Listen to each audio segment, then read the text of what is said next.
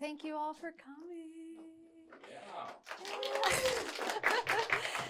And thank you to John McCutcheon for having me in the Sean Christopher Gallery.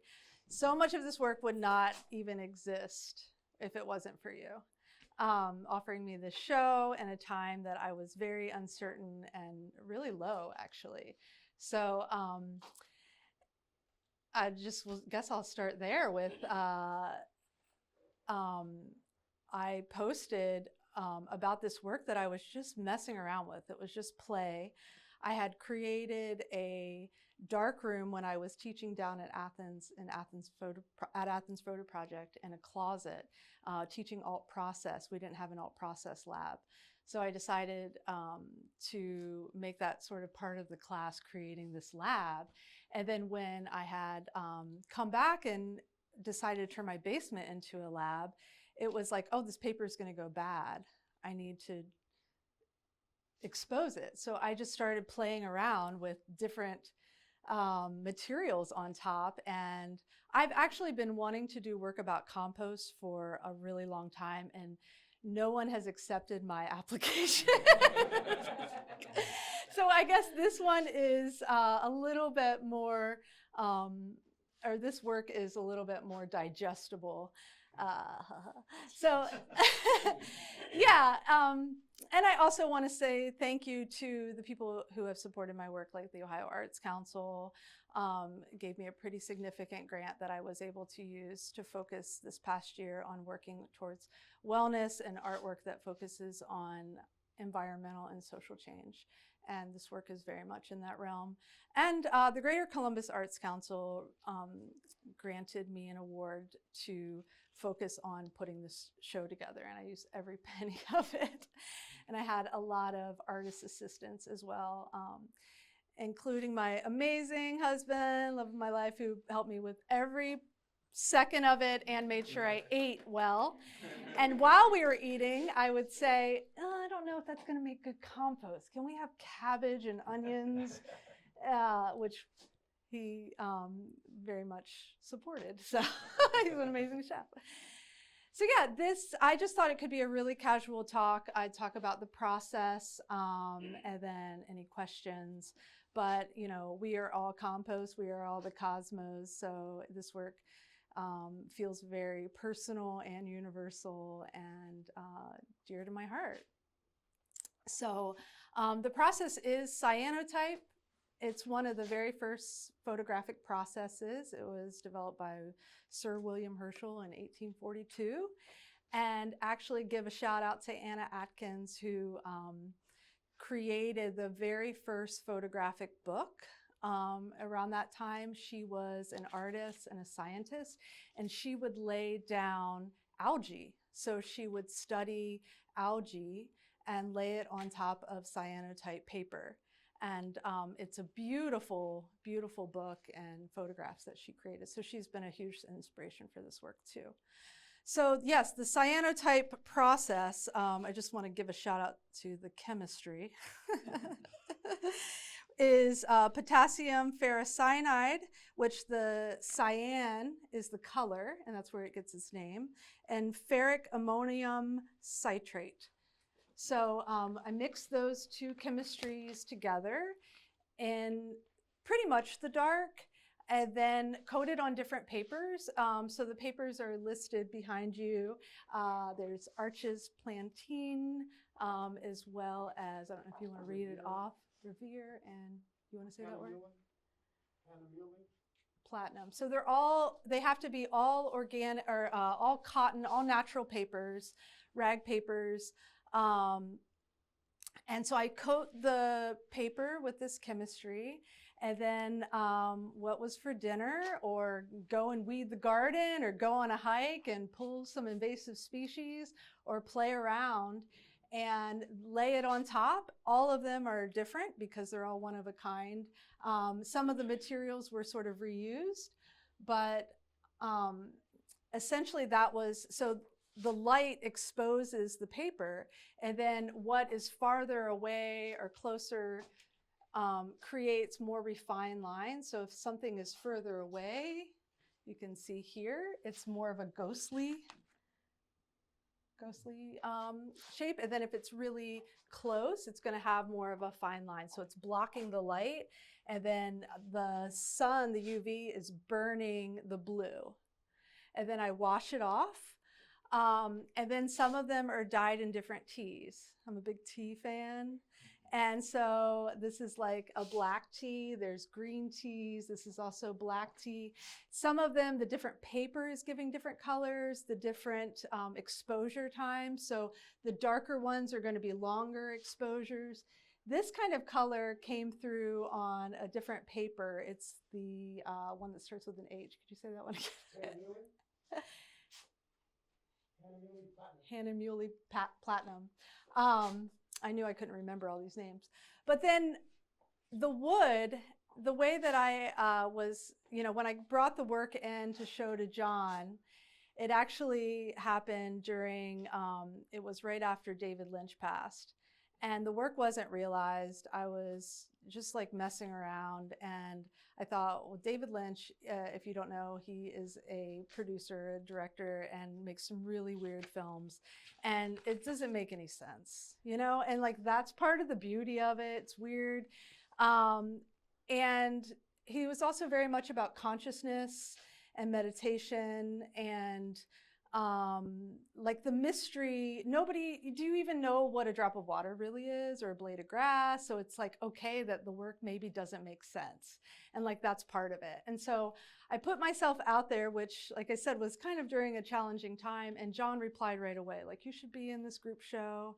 And I came down with my portfolio, cleaned out all this work that I was like, why am I holding on to this stuff? And then you and Jeremy said, you should have a solo show. So this is where we are now. Another thing about the work that I think is interesting is like when I was like, well, I don't know how to show this work. And frames seem too refined to have them behind glass, even though some of them are. I was really just looking at John's glasses, thinking about the roundness of the universe. And thought, oh, they should maybe be round. And then I thought of wood, and it's like sort of a low-tech Mod Podge kind of process. I found the best glue to be actually Mod Podge. It's archival. It worked the best. I tried a lot of different glues. And so, and cyanotype is a very accessible process. And so I contacted local people on Marketplace, and it was fallen wood, or I did trades. I did a trade with my friend Hannah Hoffman and her partner Trent for photos, and they cut wood for me. And so all of it is fallen wood, different kinds, and it was all these different interactions that were really beautiful too in telling people what I was doing, because it was that Lynchian, like, what the heck, like, okay. And so then I sent people like, this is what happened to your wood. And so they're all different. A couple pieces. This is Dorothy Gill Barnes. I don't know if you're familiar. She's an artist that I had the pleasure of working with. She's no longer with us, but she worked with natural materials, including wood. And I have a lot of her scraps. And so this is like bound wood that she had, as well as this one over here. And they have these different effects, like these X-ray effects. I wanted this talk to be very low tech, so I also just printed out, and I can pass around some pictures you can see of the process. So yeah. Here, I'll just pass some of these around, but they're all different. They all have stories. I feel like they're all my babies. And yeah, I'll pass these. So yeah, and composting, I just want to say, is one of the most important and easy and individual things we can do for bettering our environment. We've got Brittany Ann Campbell here, who's a compost expert, but composting can help with environmental sort of sequestering, which is one of my favorite words, the carbon from the atmosphere, improving our soil, improving our food, improving ourselves, improving, like there's less what's the word, emissions going in to the air, because when you throw away your food, it just, methane gas, it's terrible. So compost, and when I was making them, they just sort of looked like the cosmos. So it was silly and fun, and I enjoyed it. Yeah. So this is the big room. I haven't even counted them, but also shout out to my husband, who we installed this whole side, and then I was like, it's all wrong, take it down. So then we did it again. And he was so supportive. But yeah, we can move through if anyone has any questions about specific things. Yeah. Did you expose them in the sun, or did you have a UV?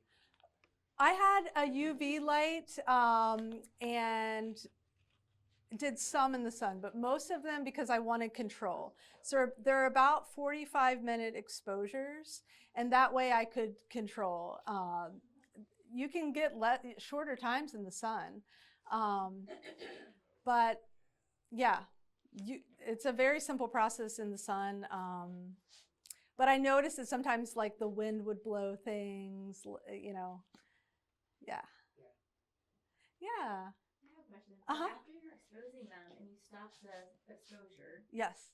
is that what we're looking at, or do they change still even after that? They still change, and so you have to wash them for, you know, about 15 minutes, and then dyeing them in tea, and then washing them again. Don't have to dye them in tea, but like the one actually right above you was overwashed.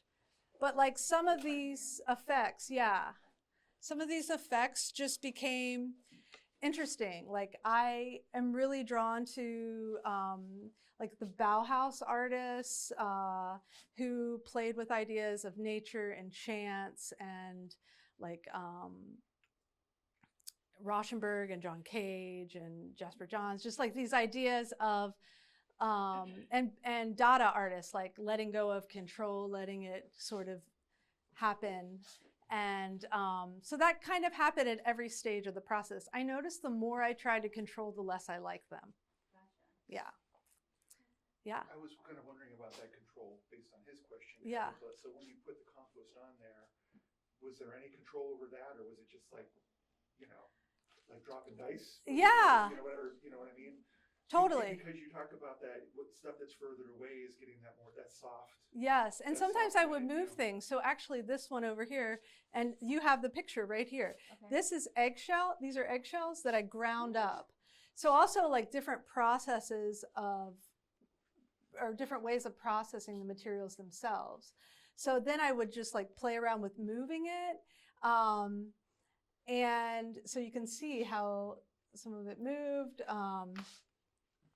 Yeah, so it was a little bit of both. It's like this interesting push and pull of like a little, you know, like sometimes it was too random, or, you know, but I found that the more random, the more I like them. But you can see the process here, Jim, too. And I also, I don't know if I mentioned like that, I thought wood was an interesting material to post or to mount them onto, because wood is one of the most rare materials in the universe, you know, and also like I sealed them really well, and I thought this is so ironic, like trying to make these things very archival about decomposition.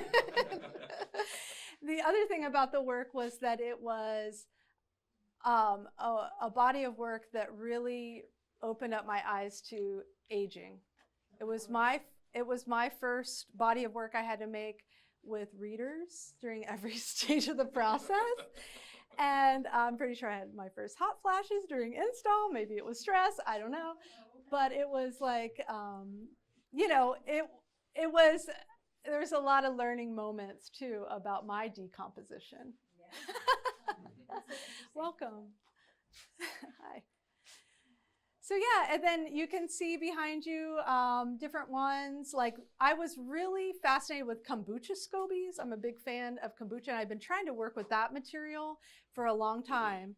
So these are some of the kombucha scobies, and so they had to be a certain dryness, but not too dry to allow a transparency. These are like decomposing leaves. So I would kind of go in and out of my compost in my kitchen, my compost outside. The ones right behind you, Moby, are like, this one is sawdust from sanding all the wood. This was, I needed a break and went into the woods, which is my place to, you know, ground. And so I was just sort of pulling invasive species, like de-stressing. So these invasive species, more scobies, tomatoes. And then some of these are very meta, like this and this are the scraps of cutting some of the paper. Knots of wood. The onions had a really cool effect. So the different transparencies of the onions.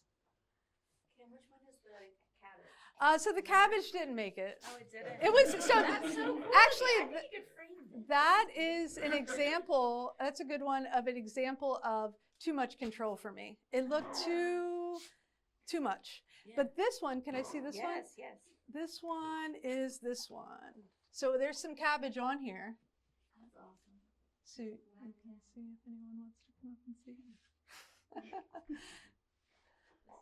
So the paper is much bigger than the actual wood piece that you put it on? So Yeah, so you had to choose which portion of each picture. which is heartbreaking.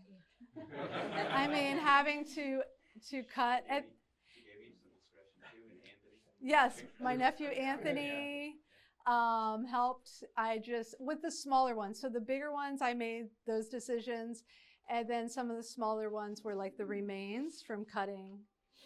And I've been working with the idea of remains for a long time. And just like, it's an interesting time as we're trying to get rid of things like, oh, this is potential material. This is potential material. And I'll show you stuff in the back that I had, a piece in the back that is part of that, decomposing my old work. But yeah, I had kind of a crisis in 2005. I was in an art theory class. Lee Brown, he wrote this great book on aesthetics, and it was at OSU.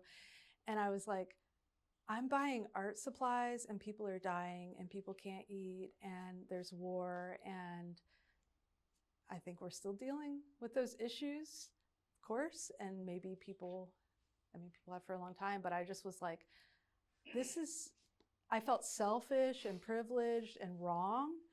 And then I was like, but what do I do? Like, I felt sick not making work. So it's kind of this dealing with how do I make work, but maybe not, at that time I was thinking, how do I make work that's not adding more shit to the world, like more like weird consumption, right? It's like too many things. How do I maybe make as a decomposer? But this work caused a lot of waste. So and Mark kept saying, it was something to think about for the next one. Because I was like, oh, I hate making more waste. And, but, thinking about all the cycles and, also what happens to things when we're done with them. So I can move towards that piece if you all would like, but if you have more questions in this room. So a little bit like silk screening, so the accidents are what gives it value.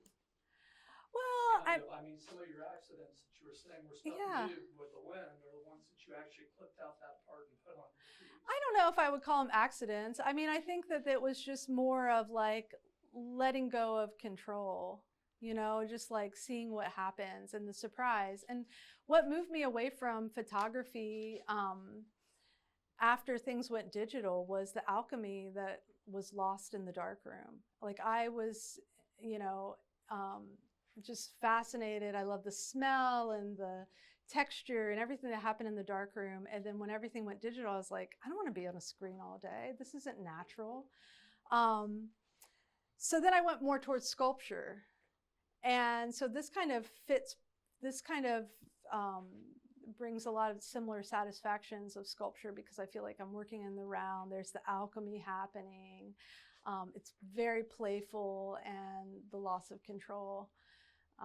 But then there is a level of control too. Like I had to, so it's this very interesting push and pull that was happening that just made me think a lot, you know. Behind you, Louise, those are apples. So can you see the apple cores and the onions? And what I think is interesting is that they're kind of like looking at the clouds, like you can see your own thing, but if you want to know what it is, like that, hello, can be interesting or not, you know. And it's really cool hearing what other people see. So that's why I'm also drawn to abstraction, is like kind of allowing people to grasp or sort of have their own relationship with what it is. Yeah. Yeah. Well, let's move over here because I don't take up too much of everyone's time. Here's another apple core.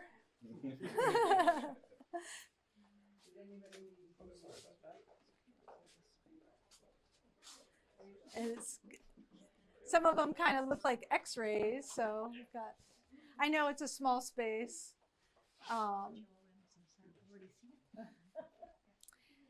And then like Chris, this one above you was, I needed alcohol for my mushroom sculpture and more parchment paper. So that was my walk back from CVS, decaying flowers and like a root at the top.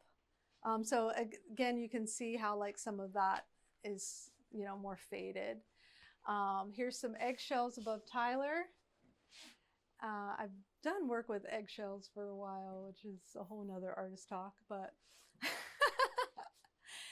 and then just playing. At the last hour during install, I was like, okay, what, I need more unexpected things, you know.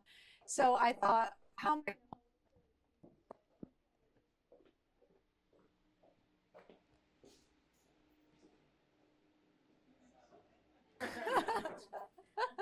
make it a little more 3D. And then right over here we have, I started doing still lives. So this is a still life of, my whole house was like this, you know, laboratory, and thanks to Mark for putting up with me, but sort of these romanticized still lives of my compost. Like, it's beautiful, it's amazing, it's fascinating. Like, if you just dive in, like, you can never be bored. So I thought like the way the carrots were kind of shredded was sort of beautiful and anthropomorphic, and putting it above this chair was like the carrots crossing their legs. So sexy carrots.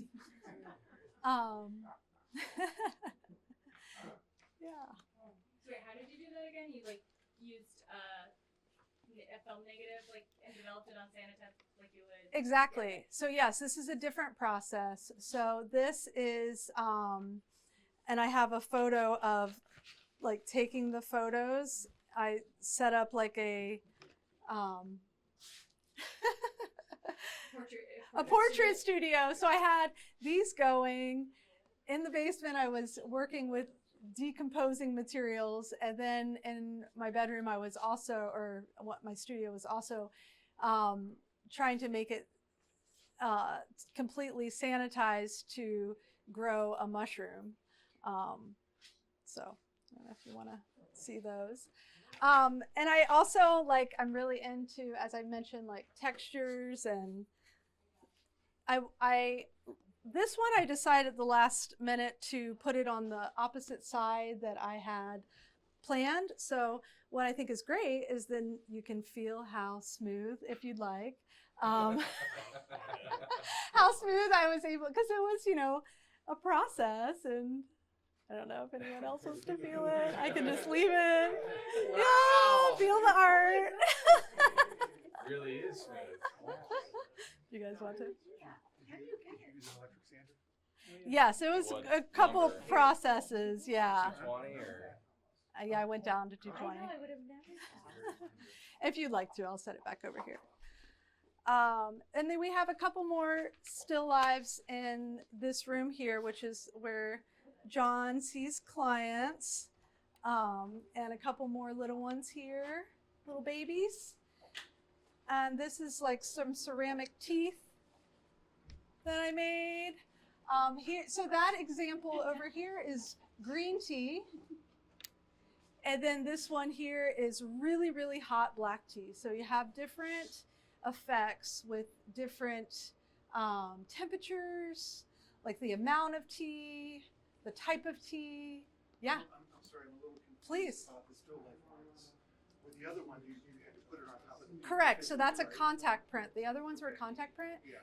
These, as Louise had asked, it's a photograph of the composition, the still life setup, Yeah. and then I turned it into a negative. I made it all black and white, and then I turned it into a negative in Photoshop, and then I printed on a transparency. So I made a negative Okay. larger, and then I laid that on top, and I put glass on top of the coated paper. And it's the same process after that? It After just- that, it's the same. Just absorbs the very shades. And Yeah, whatever. exactly.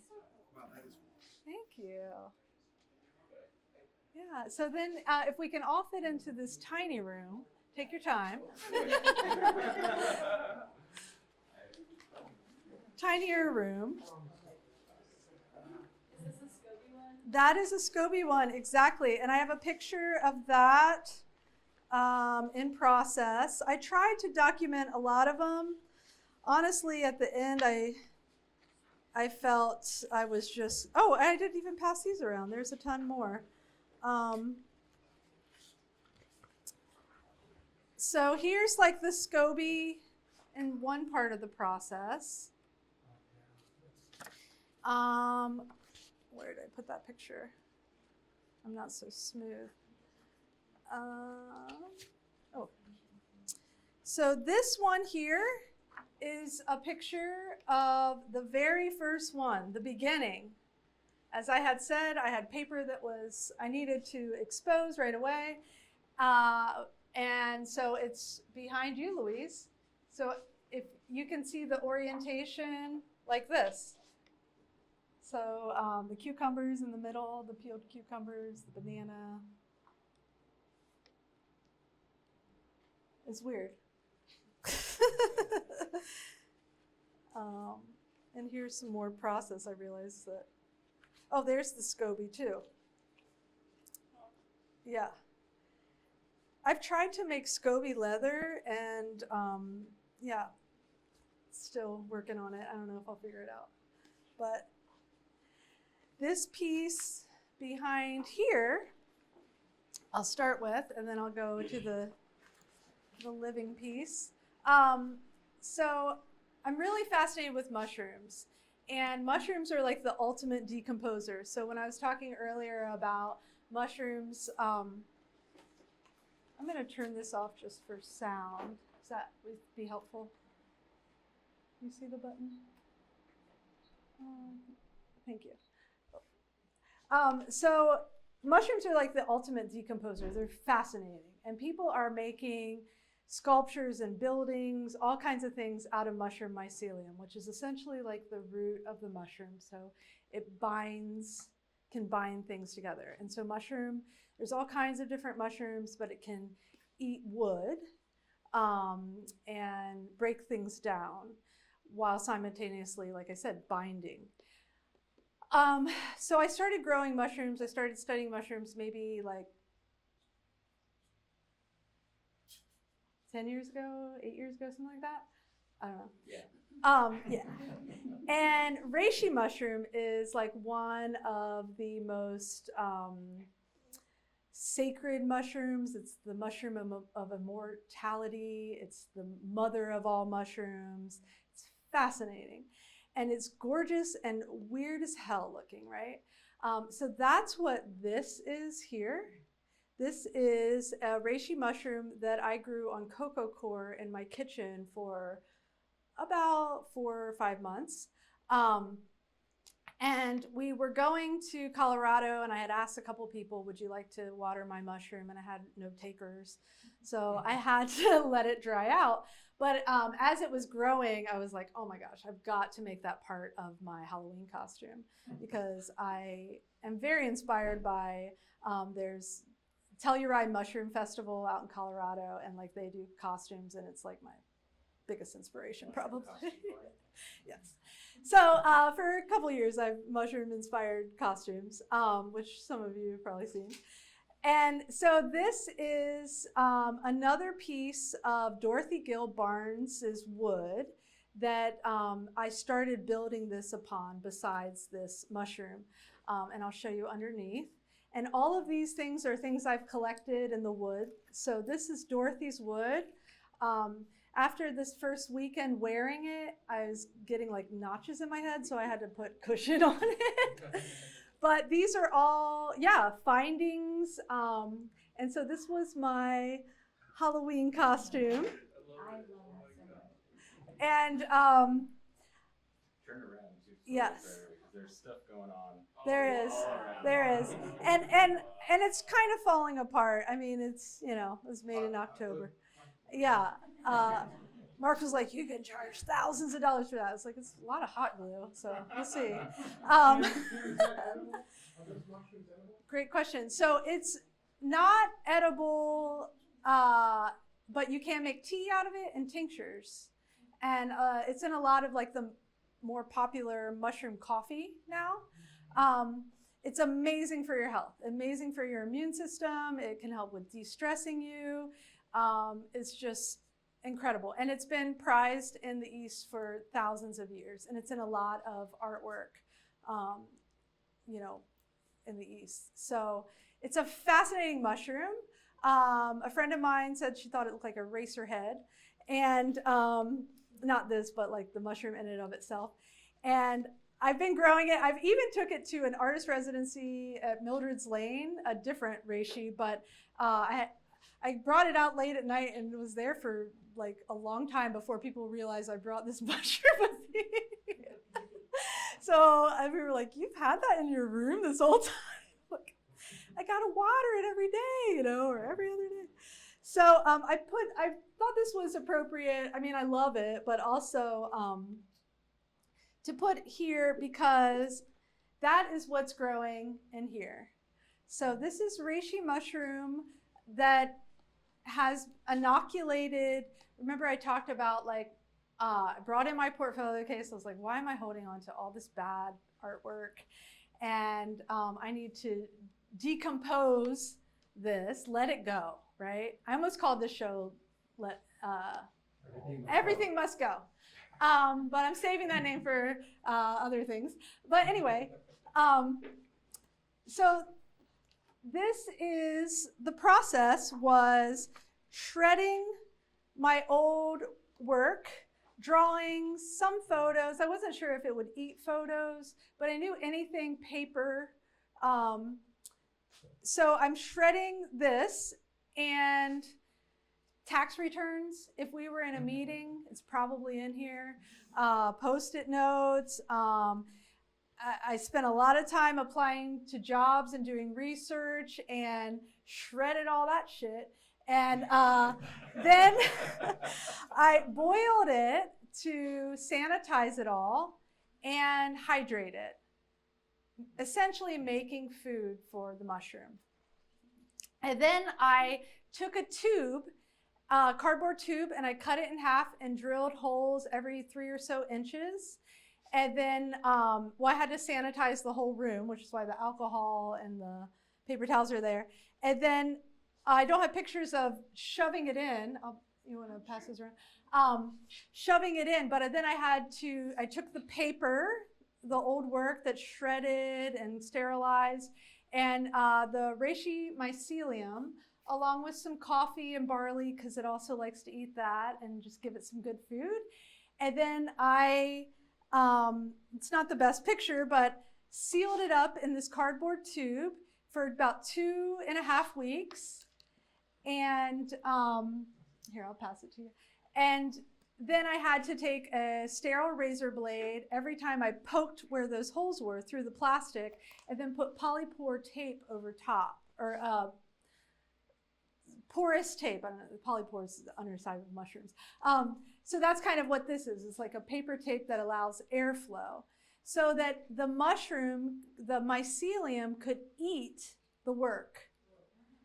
And I call it Core Sample Remix Reishi Log because in 2014, when I was graduating my MFA from CCAD, I did a piece that was 10 feet, 8 feet, something. Yeah, longer. It was a lot longer, and it was all of my failures or things I deemed to be shit and done with in my studio. So it was like the studio debris that I was like, and I had a ladder in my studio, and the same process of like the cardboard cut in half, but I smeared it with Vaseline. So I made a mold, and I shoved all, like anything that I made, drawings, sculptures that I thought, okay, get it out of here, try again.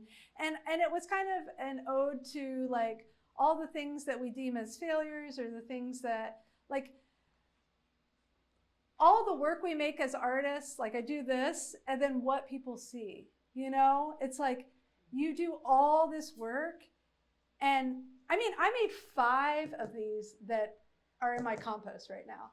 Not this exact thing, but different sculptures. And like that's the gold, right? Like that's where you learn, or that's where like the moments of aha are, or when you're just trying and messing up and trying again. So I kind of wanted to capture that. So that piece was called Some Stuff, Pieces from a Ditch. And so that was in this gallery 10 years ago, which is last time I had a solo show. Thank you, John. And that was on the opposite wall. So this is the remix because, again, I was like, how can I make work that decomposes itself but not use these materials that are causing more harm?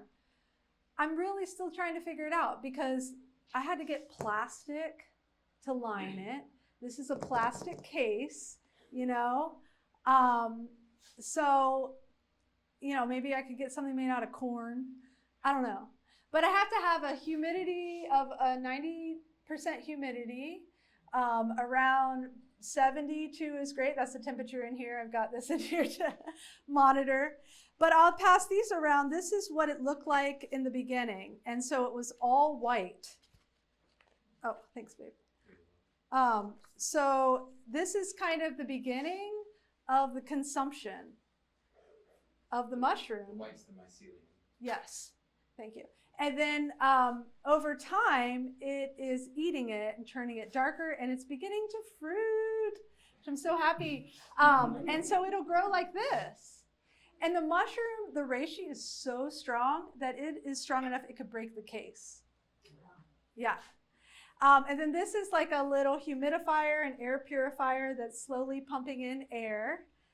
Another thing that's happening, and the reason that the other 5 didn't make it, is because lots of things love to live in 90% humidity. Lots of things that break down compost that are good, but not fighting with the reishi mushroom. So there is trichoderma, is like this green stuff that's happening in here, and there's a little bit of cobweb mold. So I've been coming in every couple days and cleaning it with hydrogen peroxide because a friend of mine, John Carnes, has been teaching me how to, I've been bugging him about this mushroom since 2020. I met him in a coffee shop and I was like, I've got this idea, can you help me with it? And he handed me a book like this big and he goes, read this and call me after COVID. So I'm very happy that it's fruiting. And it will continue to. It's very slow growing. So, yeah, I want to tell you, Hank, that this is wood from your parents' house that we cut down and planed together. So, Mark helped me install this, and yeah. So I can take this off and show you all. and you can see it up close. Please don't touch it. And then I can clean it while I'm here. And if you guys have any more questions, or maybe we should start with questions. I don't know. Any questions right now? Yeah. Have you ever done any installations like this outdoors in a place that would naturally provide the humidity that it needs, or? Not formally. Okay. I mean, I've plugged logs, and when like it hasn't turned out, I've taken the mycelium and stuffed it in my compost. Okay. But I have thrown away many trials of this, so they're out there somewhere. Do they live? I mean, do they keep growing? I guess that's my question. Yeah. Do they keep growing? Yes, if it provided the right situation, they will keep growing. And what's fascinating about spores, so this will grow and then it'll like release like powder kind of looking spores, and spores will stay dormant until they have the perfect environment, and they can last in outer space. And so there are theories that they did come over on a meteor, mushrooms. And actually, without mushrooms, our trees would be this tall. I mean, we rely on fungus for like everything. Almost every creature on Earth mostly relies on fungus. So if those things that I made release spores, then yeah, they probably are living. And if I had, I could create a bigger case. It's kind of going to be like a fishbowl or a goldfish, right? Like it's only going to grow this size. It can break the case, but it'll start growing and like shoot up. But if it was wider, it would shoot out. And so if they're provided with a lot of oxygen, they'll be more conch-shaped. These are called antlers, like this shape. And it was just because of not getting as much oxygen, being in a smaller, confined, like this was like a bag pretty much that I had this in. So these holes are allowing airflow. Yeah, I mean, it was just like, what case do I make for a gallery? And I thought a vitrine was like sort of formal for like a sculpture in a gallery. So it's sort of a play on that. But when this show is over, if it comes home with me, I'll probably put it in a bigger space, and so that it can grow bigger, you know. To be determined. Yeah. Is it expensive to start the spores, or however you started? Well, I mean, no. I mean, you can find someone that has spores. You can go get a mushroom that isn't completely dried out and take the spores from it. That's lab work that I haven't perfected. It's been a lot of those errors. It's dominated the trials. But I got this mushroom mycelium from City Folk Farm, and it's like in a bag, so it's already inoculated hardwood. And then I just like sanitize everything, crumble it up, and shoved it in that tube with the paper and everything. So I think that bag was maybe like $25. Yeah. But I bought a couple because, again, I had 5 going, and I had shoved the mycelium and my paper drawings and everything in like any sculpture that I had made out of ceramic or bronze that had a hole in it. And then I had vitrines made for them. So lots of waste work. Yeah. They got trichoderma very soon, and it's because I spent so much time I spent like 3 hours just shoving this in the mold, and I needed to use the other materials, and I was tired. I mean, I rushed the other ones, and I think they were too wet. It wasn't clean enough, or maybe my mask slipped and I breathed on it. You know, like there's so many factors. And I think maybe this might have gotten contaminated when we brought it over here because it didn't show any signs, but it's hard to know. So I pulled the other 5 out of the room immediately because they were very contaminated and I couldn't control it. And this was my baby, you know. Did you have a question, Brittany? Yes. For working on my notebooks. Well, it's just, there's so many, what's what I'm looking for? Something like the opposite of something. Contradictions or the Dichotomy, maybe? Like Dichot- they can't exist without the other, so it's like life, death, and then this really makes me think about clean and dirty, so it's yes. so, and how much, like humans as a species, we've created such clean, sterile environments to live that our immune systems are like not as strong as they should be, but so it's this weird, like how close do we get to mushrooms, or just like things that are dirty, you know, what is too much, what is enough. They help us stay alive, but then for you to help them stay alive, you have to almost do the opposite of what we have to do, which is like, you know, be in the garden and eat a vegetable right out of the dirt. Like you have to like meticulously clean. Yes. So it's just But it grows so interesting. natural in nature, you know? Right. Like we can't live without them, but like they couldn't live without you. The control thing, right? Yeah. Like my first piece at CCAD when I was doing the master's program was I grew dandelions. I was growing weed in my studio.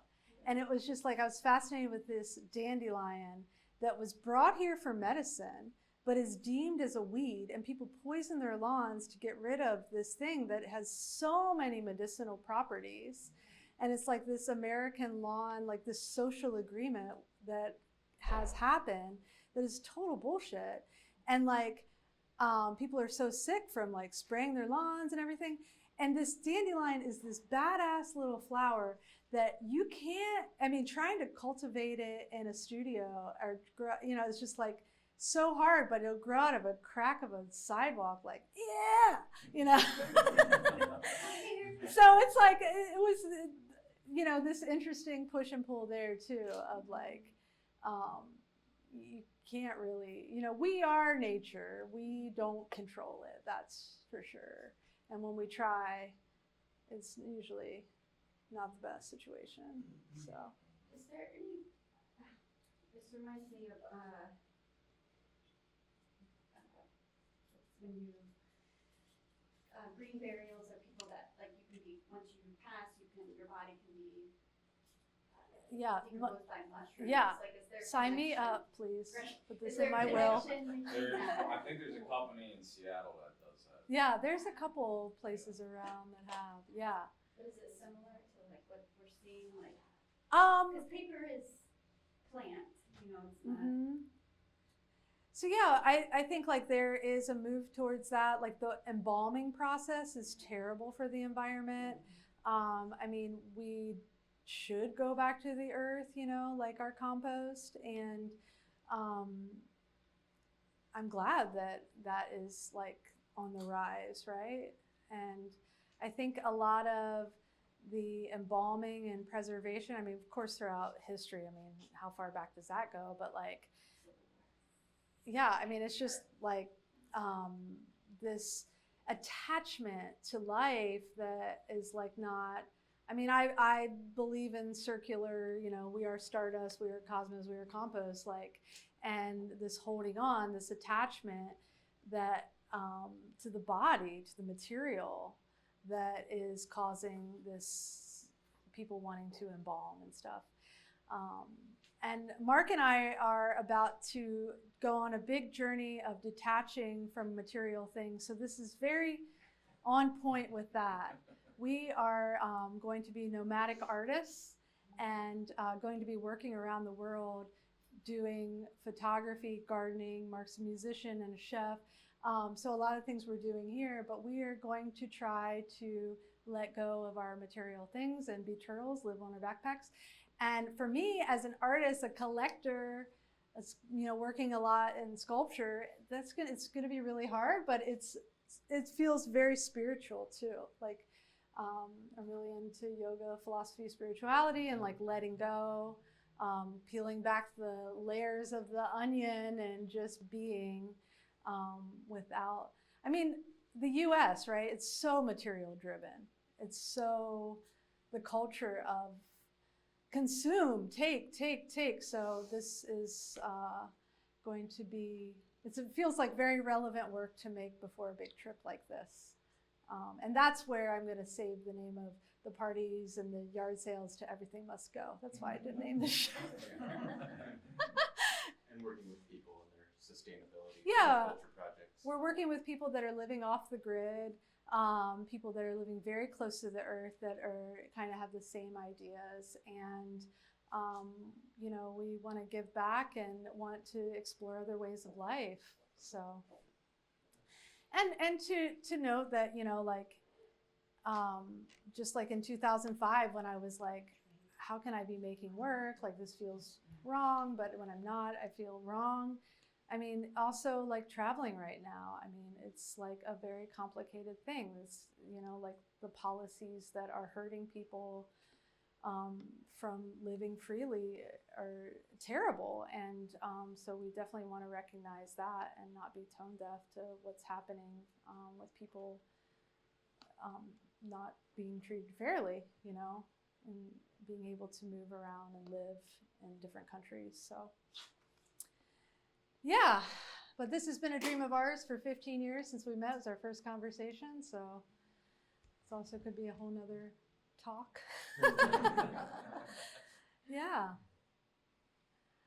Well, should I open it up and you guys check it out? Okay, I'm going to have to get over there. You have more tape? I do have more tape, Okay. thank you. It's been a process.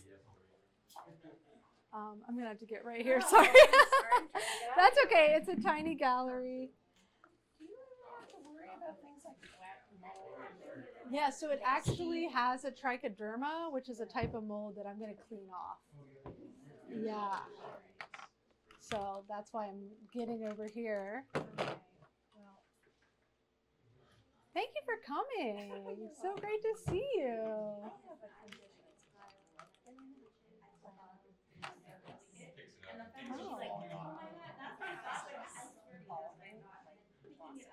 Okay. Yeah, I mean, tips of these have fallen. Lichen, yeah, love lichen. It's more shiny, it's got little stuff built Oh, into, like, sure, native sure. You know, 'cause with time, And I don't want to, I don't know.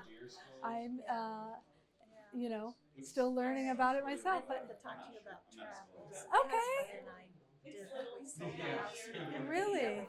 sold it. Amazing. Traveled for 6 years until COVID. That's cool. Yeah. Thank you so much for coming. As a head push, you ever discuss the Shepherds of the earth user ID bouncing there? around in Airbnb. Well, I mean, it's hard, right? We live in a world that it's hard to be shepherds of the earth. It's easier to do the other. Well, we felt like we were more ambassadors of the United States. Great. And Kim, we didn't really know, and Kim walks Do you have a this on it. backpack? I have a backpack I'd love to. Oh, thank you. We did get a backpack. Yeah, thank you so much. Yeah, they fitted us, and then the one that was on sale at REI when we went. Oh, and I also want to say that we bought our tickets to Portugal. We're going to start in Portugal, and We took a bus down the coast. Oh, We cool. left the Camino and then came down Portugal to Lisbon.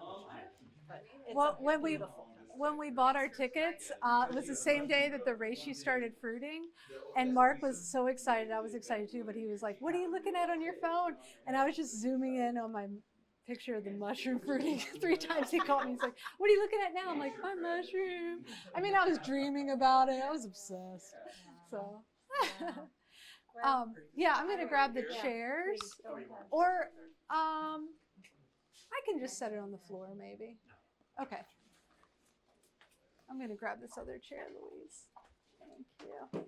And then I need my scalpel. Could I give that to you, John? Thank you so much.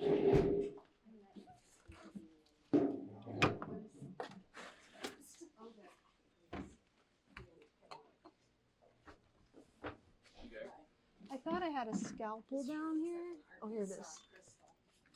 I'll take these. Okay. It's a process. Oh, well, I can move these right against here. And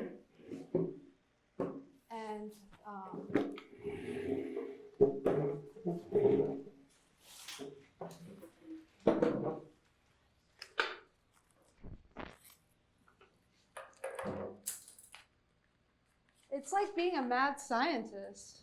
I love it. So I'm going to take this out.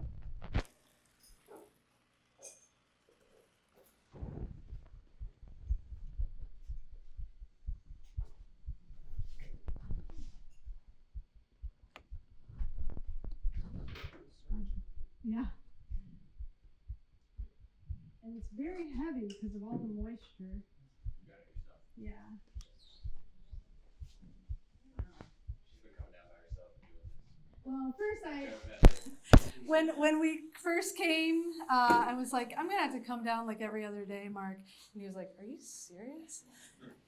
So I was like, I gotta figure out how to do it on my own. Well, the humidity, then you got the pump. Yeah. So what is that? It's just like, is it blowing water into it? Or It's is it just- very fine. Yeah, you can actually is it feel it like if you like. Is that like lava rock or something? Water in it? It's charcoal, I believe. Yeah. And so it purifies the water, the air. So, so this, yeah, because of this, I wouldn't have to come down so often, but it's because I'm battling that trichoderma. So I'm trying to help her out with, you know, not being completely contaminated. But I'll move this over here in case people would like to get close. Did you ever think about doing like a time lapse? Yeah. So it would be kind of cool if it was like somehow like a projection or we just got our GoPro. Yeah, we just got the GoPro for the travel. We got it a few weeks earlier. So you can Set it up see in the- here, it's all plugged in. Right, so then you can see it grow. It's hydrogen peroxide, so it's killing it off. And then you can see it's green and gnarly. Also, making work is very involved, and I got emotional, and I told Mark, I can't grow a clean mushroom because I'm too gnarly, which is my California husband's word I've adopted. Only Californians say gnarly. Well, I mean, he says it a lot. Get the nar. So yeah, all of these little pieces are going to fruit large, hopefully, if given the right conditions. And it's looking good. Actually, I would love to show you all the underneath. We just give this top a good cleaning real quick. It doesn't take too long. Can it be contaminated even now? Well, it's called like mycelium has run. That's what they call it. Like it's eating most of it. So you can actually see parts of it, like here, where it did not eat that paper. So that's a point where it's battling contamination. Additional contamination, I mean, I feel like it's already battling some pretty tricky stuff. I don't know what else could get in there, but for the most part, once it's like the mycelium has inoculated the entire mushroom, then it's in pretty good shape. So like if you were to get the mushroom at like City Folk Farm and the bag can be completely white, like those pictures, then it's pretty good. Like you can open it up. I mean, you still don't want to like, you know, eat chicken wings and put your hands on it or something. But I'm still learning. So I mean, I was coming in and scalpeling every little piece. And John Carnes, my mushroom guru, was like, you don't have to do that. Just do this, you know? So, but I want to show you the underneath because it's fascinating. And here's another thing, like so much waste, right? Work about waste, and I'm creating waste. So it's like this constant dilemma. Or isn't it compost? Can't you just True. compost the Thank you, paper? Hank. So I'm going to try to lift and turn this without damaging these little guys.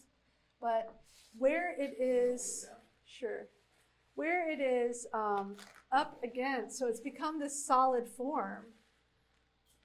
Oh, and where it is up against it, it's not been able to get the same airflow and everything. So it's really cool looking. Get some clean ones. I mean, it's probably okay for clean hands to touch it, but I just want to be careful. See the underneath of it? Try to turn it without. And you see the more trichoderma under there. But all this brown is not only it fruiting and growing, but it's also like it's fighting. And like I was real emotional about it getting trichoderma, but I think Mark, you said something about, well, is it like that the world we're living in, right? Trying to battle contaminants and just, you know, constant battle with all the bad shit. I don't know. A struggle.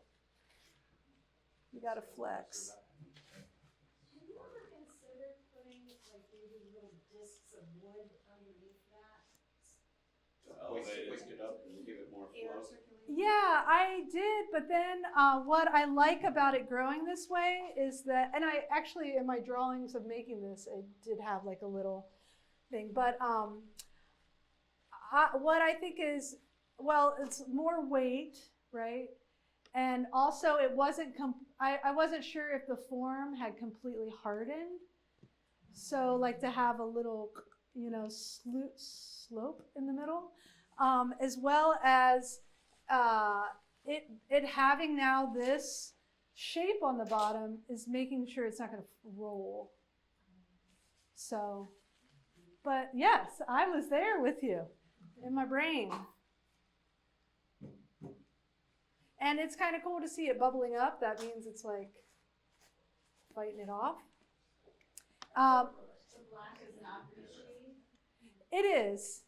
It is. So, and then all of this, I think, is not contaminated, this lighter brown. But then there's little parts here.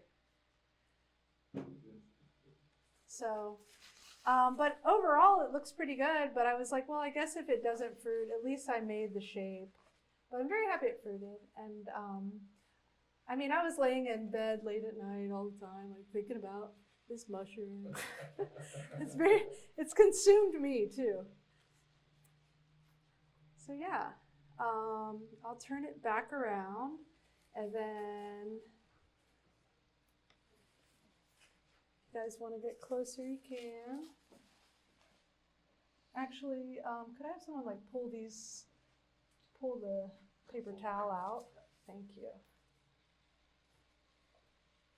See how it's like one form? That's fascinating.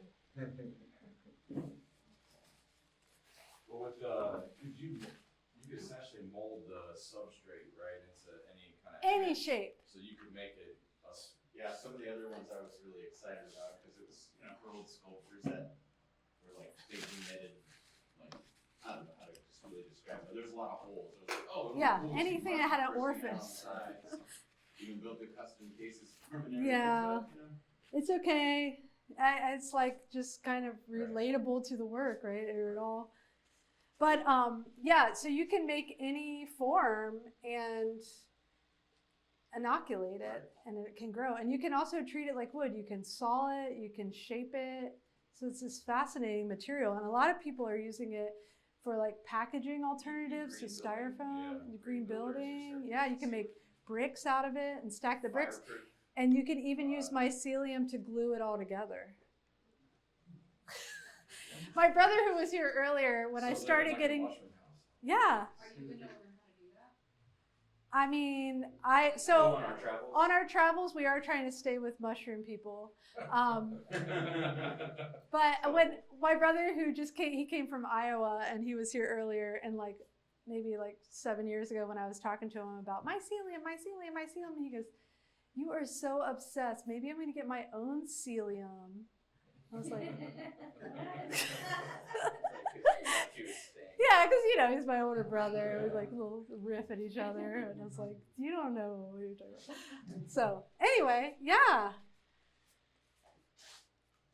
it's this fascinating material, and it's like we are more closely related to mushrooms than we are to plants. I mean, it's a new study. Like OSU now there was never a department focused on mycology, which is mushrooms, fungus, until very recently. And now they're integrating it into mental health care. Yeah, they're saying like psychedelics can expand the brain. There's a lot of theories on it getting us to where we are as a species. Don't they communicate? Yeah, they communicate. So they send nutrients to trees. That's why trees are bigger than 3 feet. Yeah, they're fascinating. And this is a great year too, so we forage a lot. Oh, yeah. And we were just in the Wayne National the other day, mountain biking, and chanterelles are popping like crazy. Chanterelles are popping. All this humidity and heat. Yeah, it's a very buggy year. It's a very good mushroom year right now. That was the opposite of last summer. Right. Does anybody want to get closer? You can. I saw something online where they found like a fungus that eats plastic. Yes, isn't that fascinating? Have you heard anything about that? I mean, so mushrooms, I feel like I'm still a beginner, even though people send me constant pictures of mushrooms and I'm honored. Mushroom socks, all the things mushrooms. I apparently am like the mushroom friend, but I still know so little. Like I didn't even have this memorized, the name of this, Ganoderma lucidium. I don't even know if I'm saying it right, but all the Latin names, all that there is to mushrooms, and plus like humans have only discovered what they think to be less than 10% of all the fungus out there. So there's a lot to be learned. Yeah. Yeah, smell it. Yeah, just try not to touch it. There's a mushroom that's in Chernobyl right now that's eating the radiation. Yes, that's eating the radiation. Yeah, they're finding that out. So this is very strong, right? Yeah. I didn't realize that was as strong as it was. Yeah, you can feel it. It's okay. I mean, I feel like I'm not precious about so many things. Yeah. Made it through some dance parties. Yeah. And so actually what I'm doing by opening up this case is flushing it with oxygen, which will help it grow too. Eventually with a log disappear. No, it will become hard. It will become the whole body of the mushroom, right? So this is like, if you want to feel it, that is, that's like ground up wood, or actually that's cocoa core. So that's coconut husk that's been ground down, inoculated, and so it's hard. And this mushroom you were asking about, is it edible? It is, like I said, not edible, but it is one of the hardest mushrooms out there. So this is a great mushroom to build sculptures out of, and the people that are making the houses and stuff, this is the reishi mushroom is what they would be using because it's one of the strongest. You can also make it waterproof, it can float, and it can be fireproof. Yeah. Yeah, it is the future. It was cool. There was these younger bartenders that were working in this business over here. I was here at like 10 o'clock on a Saturday night with like my hair up and looked like I just came out of the woods. And you know, it was like definitely, I was not looking like Saturday night in the short north person. And they were like, what is she doing here? And they were like, oh, we're just confused. Usually no one's here at the gallery this hour. And I was like, oh, I'm sorry. You know, I'm growing a mushroom and I have to come and check on it at weird hours sometimes when I'm available. And they were like, what? And I don't think, I mean, just blowing their mind with what this was. And they were like, you can do all these things. You could start a business. And I was like, well, I'm an artist. You know, like, you know, just like, I don't think they had ever thought about so many things, compost. And so, yeah, they were like 22, maybe. And I was like, okay, if nothing ever happens, this is good. This is successful, you know? Yeah. But there are other artists working with mushrooms. There is a guy at Stanford. I'm blanking on his name right now, it'll come to me, but he is really leading and a huge inspiration to me. And yes, I would love for one day Mark and I to live in a mushroom house that we grow. Well, Paul Stamets is definitely one of, he wrote Mycelium Running, but not remembering the guy's name at Stanford. Yeah. Thank you for that. Oh, thank you.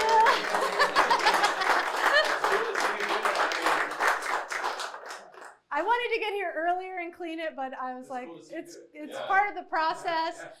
This show is up Perfectly. until August 9th, so if you'd like to come back and see it grow, Mark.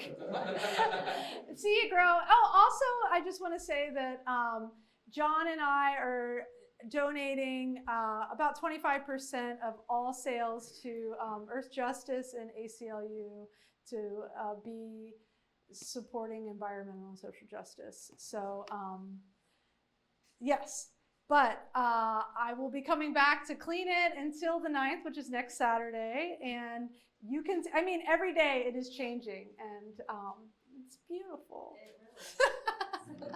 Thank you. Yeah. Yeah.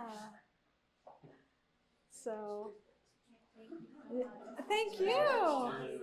Thank you so much. Well, it's cool to make work. I wouldn't have been able to make it if I didn't have this exhibition. Like really, you know, like to have accountability when you have a deadline and you have grants and you have like, all right. And then when working with live material, it is like this connection and sort Because of. this could have not turned out either. Yes. Not very easy, just like the other ones. This kind of could have got I contaminated. know. So. 1 out of 5. It Right? could have Yeah. just stayed white, correct? No, it wouldn't have gotten, well, I mean, if the mycelium didn't run through the whole thing, it would have never turned all the way white. It would have turned funky and smelled really bad. Like mildew or whatever other. Yeah. That's when you know. Black Scrap or, it and start again. yep. But yeah, it was really kind of like I was saying, this like house of experimentation where I had trying to grow this in a sterile environment while trying to make prints of decaying things. Like who knows what it was off-gassing or, you know, all the contaminants involved. So, but it all came together and just keep fighting. Yeah. Yeah. Yeah. But I think overall it's doing pretty good. But I think I started to say it's a really hard mushroom, so you want to like cut it up before it dries completely to make tinctures and teas.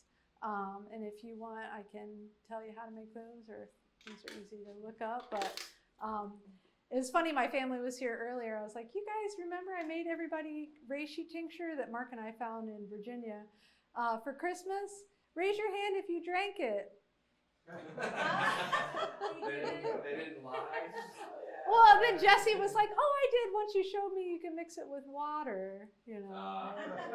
Yeah. Because it does not taste, right, yeah. Tincture. Yeah. So, Yeah. tincture. No, I just Kids. throw it back. Yeah, I've never had Oh, it. you just. I have it Shoot in it. a dropper and just like, Ah, Oh, okay. Yeah. So I've had lion's mane mushrooms. That's great for your brain. Yes. Yeah. It's not pleasant, but I usually just put it under my tongue. Yeah.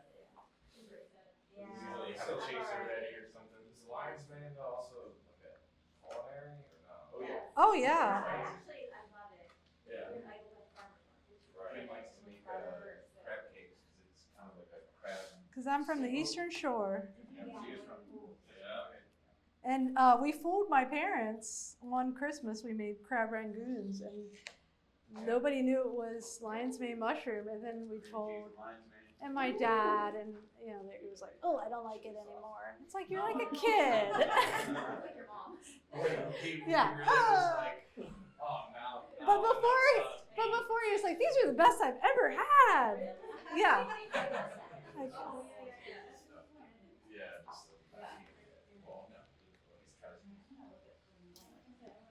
Yeah, if you have any other questions, thank you, Dean, for recording. Yeah, thank you. And thank you too for recording.